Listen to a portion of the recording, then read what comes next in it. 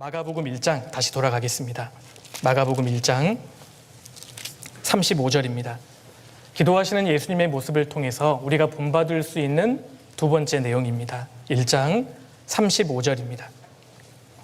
새벽 오히려 미명에 예수께서 일어나 나가 한적한 곳으로 가사 거기서 기도하시더니, 우리 주님께서는 한적한 곳으로 가셨는데 언제 가셨습니까? 시간대가 새벽 오히려 미명에, 아침에 일어나시자마자 하나님을 만나러 가신 겁니다. 그리고 성경을 읽다 보면 우리 주님께서는 밤이 맞도록 기도하셨습니다. 누가복음 6장도 넘겨보시죠. 누가복음 6장 12절입니다. 누가복음 6장 12절.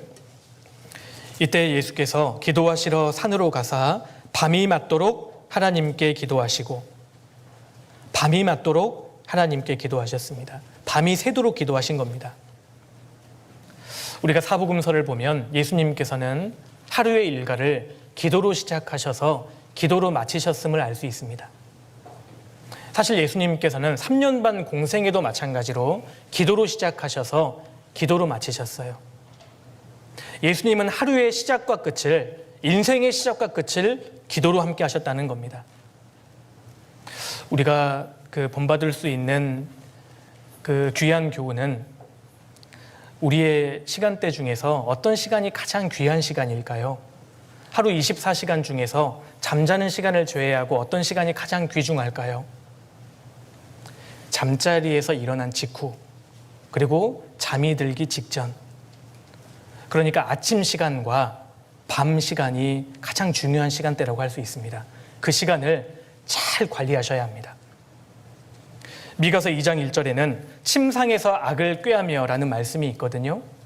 북이스라엘 백성들이 하나님 앞에 완전히 타락했을 때 대표적인 삶의 모습이 침상에서 악을 꾀했다는 겁니다.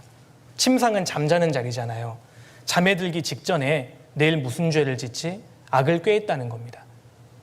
그리고 아침에 일어나서 침상에서 그 악을 실행했어요. 우리 인생 가운데 가장 중요한 시간대를 꼽으라고 한다면 아침 시간, 잠에서 깨어난 직후, 그리고 잠에 들기 직전, 밤 시간일 겁니다. 그래서 아침 시간하고 밤 시간을 잘 관리하셔야 돼요. 잠자기 직전에 무슨 생각을 하느냐에 따라서 그 다음날이 달라지는 겁니다.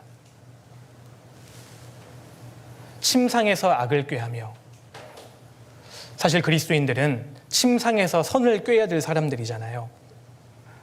예수님께서 하루의 아침, 그리고 그 밤에 하나님께 기도했던 것처럼 우리도 아침과 밤 시간을 잘 관리할 필요가 있습니다. 그래서 어떤 사람들이 이런 유명한 명언을 남겼습니다. 기도는 아침을 여는 열쇠이고 밤의 자물쇠이다. 우리 형제 자매님들 아멘 하십니까? 정말 나의 삶 가운데 기도로 아침을 열고 기도로 잠그고 있습니까? 우리 시편 119편 넘겨보실까요? 시편 119편입니다. 다윗이 이러한 삶을 살았습니다. 시편 119편 147절입니다. 내가 새벽 전에 부르짖으며 주의 말씀을 바라싸우며 주의 말씀을 묵상하려고 내 눈이 야경이 깊기 전에 깨었나이다. 내가 새벽 전에 부르짖으며 하나님께 기도하고 주님의 말씀을 묵상하고, 그리고 주의 말씀을 묵상하려고 내 눈이 야경이 깊기 전에 깨었나이다. 이 구절은 내가 주님의 말씀을 묵상하려고 밤새도록 깨어 있습니다라는 뜻입니다. 다윗이 이런 삶을 살았습니다. 아침에 일어나서 하나님께 부르짖고 주님 말씀을 묵상하고, 그리고 밤에 잠들기 전까지 주님께 부르짖고 주님의 말씀을 사모하는, 이 말씀이 우리의 삶이 되어야 한다고 생각합니다. 그래서 하루의 끝에 밤 시간에요, 주님께 대한 감사, 그리고 하루를 정말 성찰하고 돌아보는 반성, 주님 제가 내일은 정말 이렇게 살겠습니다라는 각오, 그런 기도를 주님께 드리는 것이 마땅합니다. 밤의 역사가 이루어진다라는 말이 있죠. 신앙도 밤에 이루어져요. 그래서 우리의 그 하루에 시작과 끝을 기도로 잘 관리할 필요가 있습니다. 하루의 시작을 기도로 시작해서 하루를 기도로 마쳐야 하는 겁니다. 그것이 예수님께서 기도하신 모습을 통해서 우리가 배울 수 있는 두 번째 내용입니다. 그리고 세 번째로 또 한번 성경 찾아보시죠. 예수님께서 이렇게 기도하셨습니다. 누가복음 22장입니다. 22장. 주님이 한적한 곳에 가셔서 기도하셨는데 그 기도를 어떻게 하셨냐면 22장 39절입니다. 39절. 예수께서 나가사 습관을 좇아 감람산에 가심에 제자들도 좇았더니 그곳에 이르러 저희에게 이르시되 시험에 들지 않기를 기도하라 하시고 저희를 떠나 돌 던질 만큼 가서 무릎을 꿇고 기도하여 가라사대. 됐습니다. 자, 예수께서 나가사 습관을 좇아 감람산에 가셨습니다. 기도하러 가신 겁니다. 근데 기도하러 감람산 한적한 곳으로 가셨는데 어떻게 가셨습니까? 습관을 좇아. 여기서 우리가 배울 수 있는 사실은 기도하는 습관을 만들어야 한다는 겁니다. 습관이 되어야 합니다.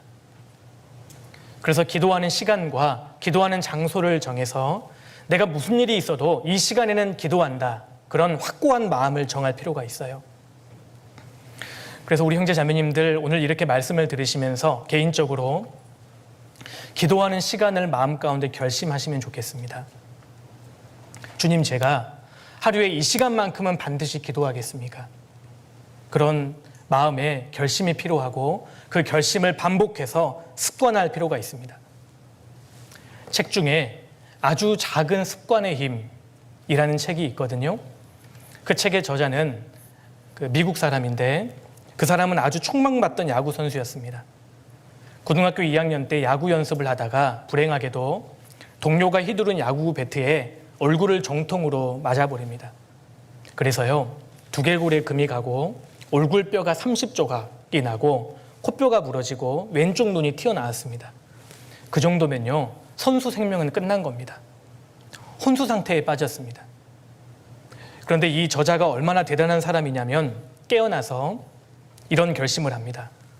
내가 비록 이런 상황이지만 지금 당장 할 수 있는 작은 일이라도 습관화하자. 이런 결심을 합니다.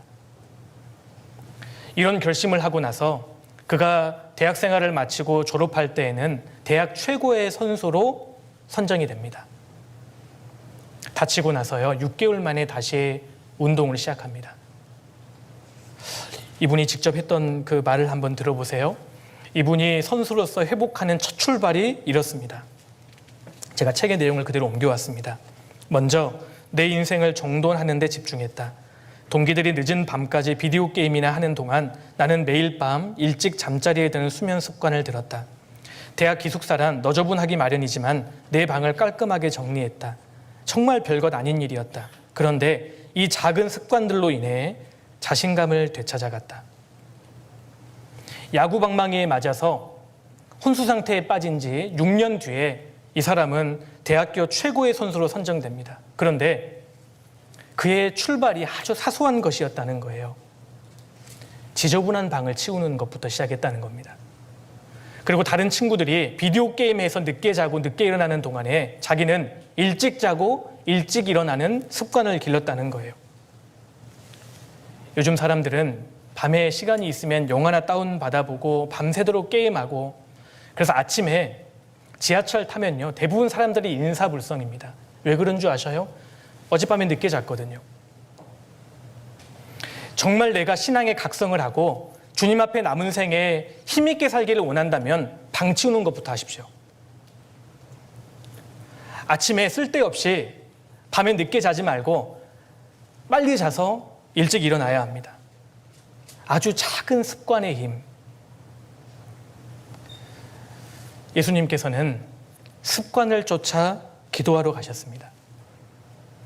우리가 신앙생활을 잘하는 방법은 절대 복잡하지 않습니다. 기본적인 구구단부터 외워야 돼요. 기본적인 구구단이 무엇일까요? 신앙의 구구단이 무엇이겠습니까? 매일 말씀 읽는 것, 매일 무릎 꿇는 것, 교제에 빠지지 않는 것, 그게 구구단 아니겠습니까? 기본적인 구구단이 되지 않으면서 어떻게 신앙생활에서 승리할 수 있겠어요? 신앙의 침체 가운데 빠져 있는 우리 형제 자매님들이 계시다면 오늘 들어가셔서 방부터 치우십시오. 그리고 마음의 결심을 해야 합니다. 우리의 신앙을, 우리의 인생을 바꾸는 중요한 두 가지 무기가 있습니다. 결심과 습관이에요. 결심과 습관, 이 두 가지가 없이는 어느 누구도 신앙에서 승리할 수 없는 겁니다. 한 번에 뜨거워지는 것이 결코 중요한 게 아닙니다. 습관을 만들어야 합니다. 제가 잠깐 설명해 드릴게요. 신앙을 바꾸는, 인생을 바꾸는 첫 번째는 결심입니다.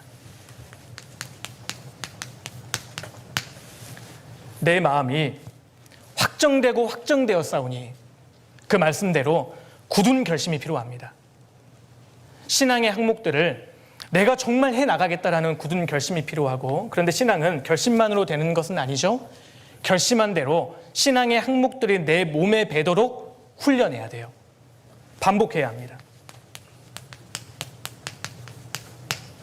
차이는요, 횟수에 있습니다. 차이를 만들어내는 것은 횟수입니다. 다른 게 아니에요. 그래서 매일 그 말씀을 읽기로 결심했다면 그걸 꾸준히 반복하는 것이 필요합니다. 정도는 없어요.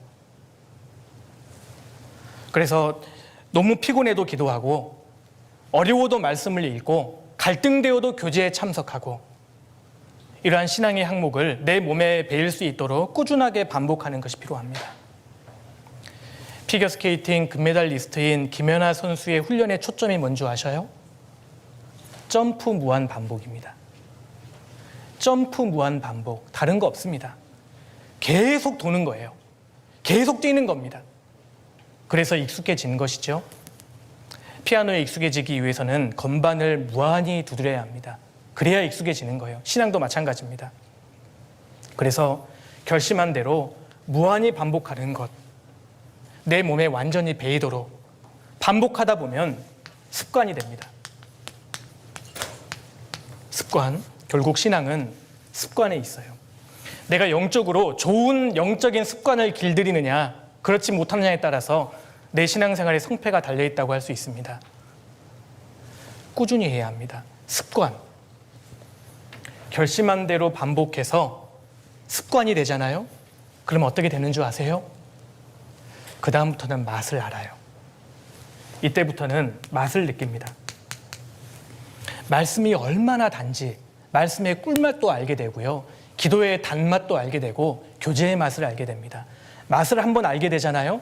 그럼 주변 사람들이 하지 말라 그래도 하게 돼요. 그리고 습관이 되어서 맛을 알게 되면 그렇게 신앙생활 하는데 갈등이 들지 않습니다.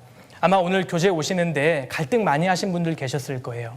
형제 자매님들 중에 오늘은 좀 가기 싫다, 오늘은 좀 쉬고 싶다, 놀고 싶다, 갈등하신 분들 계시죠? 아직 습관이 되어 있지 않기 때문입니다. 습관이 되도록 훈련할 필요가 있습니다. 예수님께서는 기도의 습관을 갖고 계셨습니다. 그래서 틈만 나면 한적한 곳에 가셔서 하나님께 기도를 드렸던 겁니다. 습관이 들어서 맛을 알면 이제 신앙이 어떻게 바뀌냐면 그 사람은 인생이 바뀝니다. 인생이 바뀌면 운명이 바뀌게 되고요, 운명이 바뀌면 영혼이 바뀌게 되는 겁니다.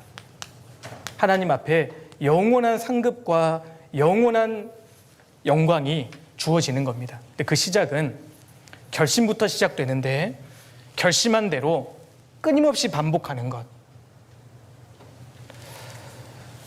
100번만 반복하면 그것이 우리의 무기가 될 겁니다. 100번만 반복해 보셔요. 그러면 마침내 그것이 나의 무기가 됩니다.